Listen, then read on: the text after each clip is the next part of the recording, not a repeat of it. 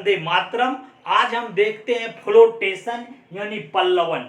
इसके पहले हम लोग देखे थे दाब यानी वायुमंडलीय दाब, जो आंधी तूफान बारिश हम लोगों ने देखा था बहुत अच्छे ढंग से। आज हम देखते हैं पल्लवन। क्या है पल्लवन?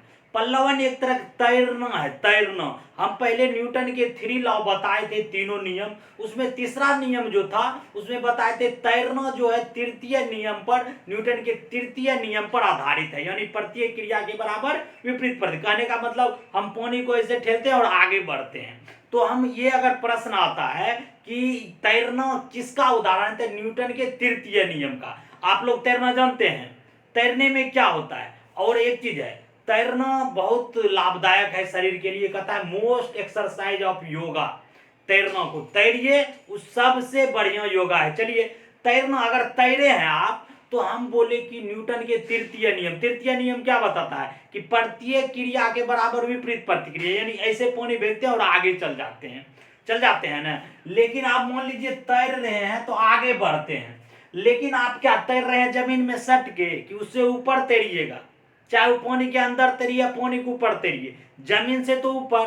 तो एक बल इधर भी लगता है नीचे से ऊपर। आप इधर तैरते हैं आगे, लेकिन नीचे से एक बल लगता है ना, तो वो बल के बारे में। ये तैरना न्यूटन के तृतीय नियम है। लेकिन तैरने में जो आभासी भार होता है वो हम आर्किमिडीज के रूल से पढ़ेंगे आज। बहुत इंपॉर्टेंट है, इसलिए कि इसमें हम देखिए पढ़ना है उत्प्लावकता। तो इसमें एक उत्प्लावन बल होता है, यानी कहता है दर्पण का वह गुण जो किसी वस्तु पर बल लगाता हो, यानी दर्पण का वह गुण जिसके कारण कोई वस्तु पे बल लगता हो। मान लीजिए द्रव का ही गुण है जो बल लग रहा है, ऊपर में बल लग रहा है ना, ये बल लग रहा है, तो यही उत्प्लावक बल है। और ये क्रिया उत्प्लावकता कहलाता है, बायंसी इंग्लिश में। और ये आप देखिए तैर रहे हैं इधर तो नीचे से बल लगा रहा है ना, तो बस ये क्रिया जो है सर्वप्रथम आर्किमिडीज ने खोजा था और वो सिद्धांत दिया था। उसने क्या सिद्धांत दिया कि जब कोई वस्तु किसी द्रव में, मान लीजिए ये जल है, जब कोई वस्तु किसी द्रव में गिरता है तो उसके वास्तविक भार में कुछ कमी दिखाई देता है। वो कमी जो है द्रव के भार के बराबर, जितना द्रव हटाया गया जो द्रव होता है उसके बराबर होता है। जैसे मान लीजिए ये पानी है, पानी भर दिए, इतना पानी है, अब इसमें कोई वस्तु यहां डाल दी, तो ये जो तैर रहा है, तो कहने का मतलब है इतना पानी को हटा रहा है, कुछ पानी को हटा रहा है। तो जितना पानी को हटा रहा है उतना उसके नीचे से एक बल काम कर रहा है, तो इसी को हम कहते हैं उत्प्लावक बल। तो ये 3 नियम दिया था, इसमें 3 चीज आता है कि मान लीजिए ये वस्तु है कोई, ये वस्तु का वजन है W1 और पानी का वजन है W2। एग्जाम्पल के लिए अगर मान लीजिए वस्तु का वजन ज्यादा है, W1 ज्यादा है इससे, तो क्या होगा, भट्ट से गिर जाएगा नीचे, यहां डूब जाएगा। यानी जब W1 ज्यादा हो, अगर W1 W2 से कम है यानी पानी से कम है तो ये ऊपर में तैरेगा।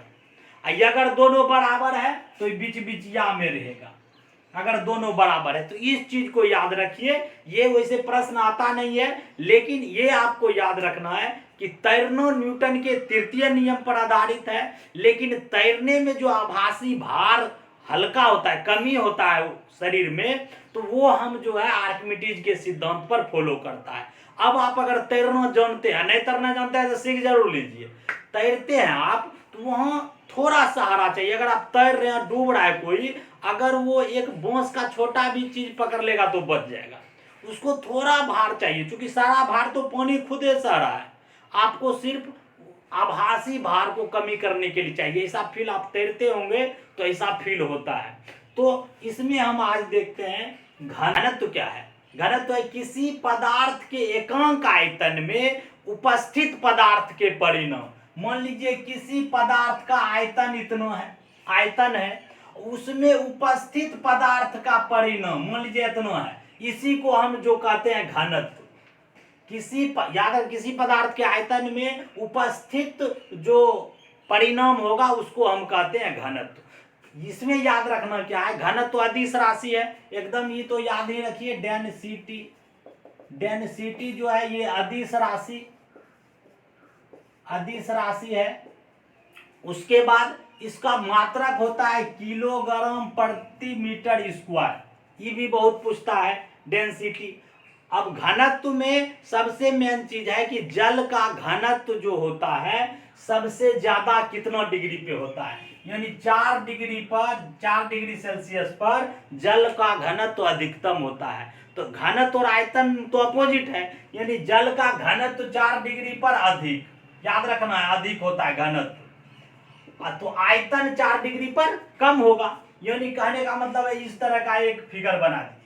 अब देखिए 4 डिग्री पर क्या है, घनत्व अधिक, याद रखने के लिए 4 डिग्री पर घनत्व अधिक है, याद रखिए। तो आयतन क्या होगा, आयतन सबसे कम होगा। इसमें आपको सवाल आता है, हम कॉम्पिटिटिव क्वेश्चन को ध्यान में रख के पढ़ना चाहते हैं, इसलिए हम ऐसा समझा रहे हैं। प्रश्न आता है आपको कि जब किसी वस्तु का यानी किसी द्रव को, जल को 0 डिग्री से 10 डिग्री ले जाएंगे, 0 डिग्री से हम 10 डिग्री सेल्सियस ले जाएंगे किसी जल को, तो उसके घनत्व पर क्या प्रभाव पड़ेगा। देखिए यहाँ 0 है, इधर 10 डिग्री है, तो ये 4 डिग्री तक घनत्व बढ़ेगा, फिर घट जाएगा। तो आंसर मारना है, पहले बढ़ता है घनत्व फिर घटता है 0 डिग्री। अगर आयतन पूछे तो पहले घटता है फिर बढ़ता है, अपोजिट कर देंगे। एक चीज खाली याद रखना है कि 4 डिग्री सेल्सियस तक पे जो है घनत्व अधिक होता है, तो अपोजिट कर लेंगे, ये समझना है। अब देखिए इसमें कि घनत्व जो है, दूसरा क्वेश्चन आता है कि समुद्री जल का घनत्व अधिक होता है, ये तो जानते होंगे। कैसे कि पूछता है कि नदी की अपेक्षा समुद्र में तैरना आसान है, समुद्र में तैरना आसान है, क्यों?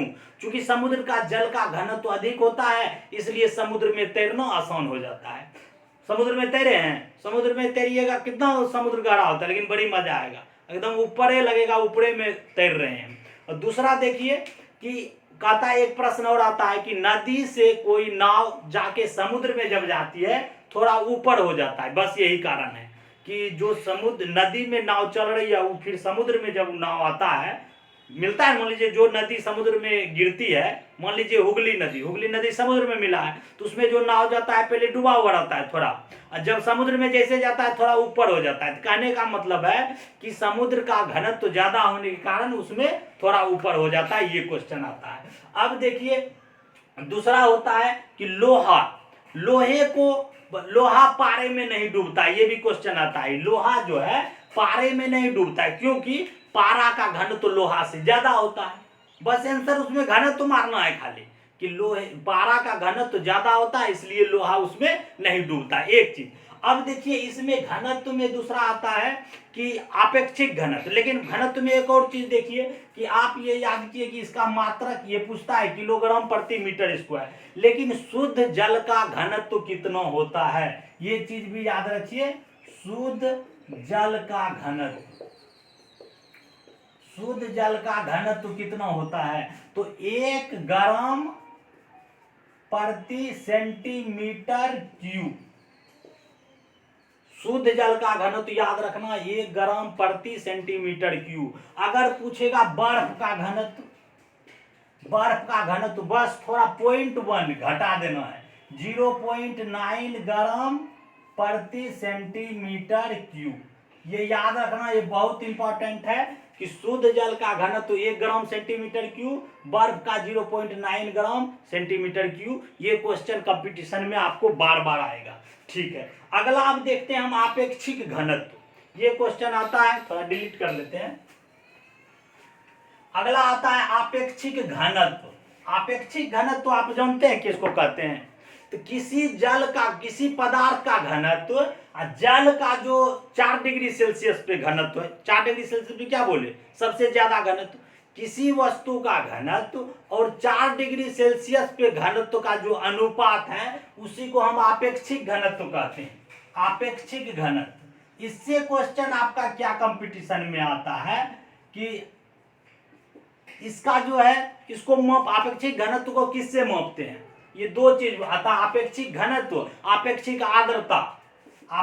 आर्द्रता, ये दोनों को याद रखिए क्योंकि ये बार बार आपको कंफ्यूज कर देगा। घनत्व और आर्द्रता, इसमें देखिए घनत्व में डी नहीं लगल है, इसमें आर्द्रता, दो में देखिए डी लगल है ना आर्द्रता, तो इस आर्द्रता में डी लगल है, तो इसमें हाइग्रो और हाइड्रो में कंफ्यूज हो जाते हैं बहुत स्टूडेंट। कई बार हमको ये पूछता है इसका हाइग्रो होगा या हाइड्रो होगा। सिंपल ट्रिक याद रखिए, आपेक्षिक घनत्व को हम मापते हैं हाइड्रोमीटर से, हाइड्रोमीटर, और आर्द्रता जो है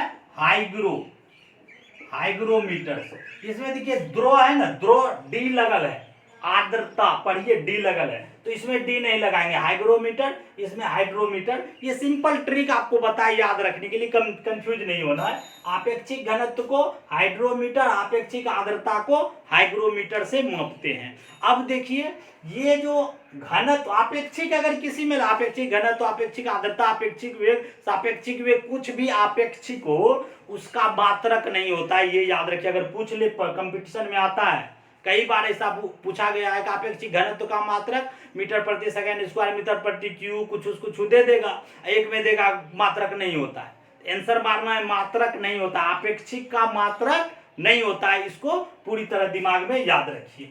अब देखिए इससे इंपॉर्टेंट एक क्वेश्चन आपको आता है जल से, कि बर्फ में, मान लीजिए बर्फ की गिलास में है, सॉरी पानी है, इसमें बर्फ तैर रहा है, तो प्रश्न आता है कि बर्फ का कितना भाग पानी में डूब जाता है।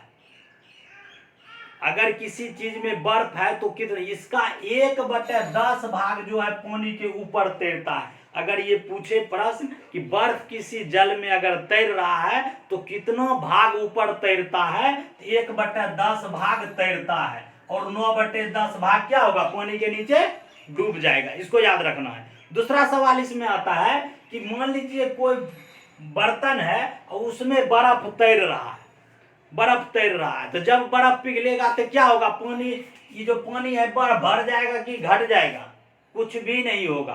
कहने का मतलब ये बर्फ पिघलता है तो उसके आकार प्रकार में कोई परिवर्तन नहीं रहता है, वही रहेगा, पानी बढ़ेगा घटेगा नहीं, ये भी याद रखना है।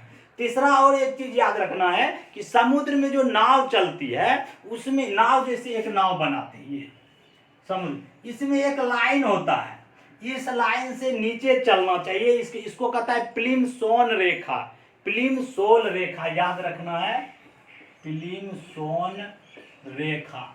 ये लाइन है समुद्र में, ये दिखाता है कि जल का घनत्व जो है यहाँ तक है, इससे ज्यादा अगर डेंजर लाइन हो जाता है, समुद्र बना होता है समुद्री जहाज में प्लिमसोन रेखा, तो इसको याद रखना है। ठीक, मिलते हैं नेक्स्ट वीडियो में। थैंक यू, जय हिंद, जय भारत।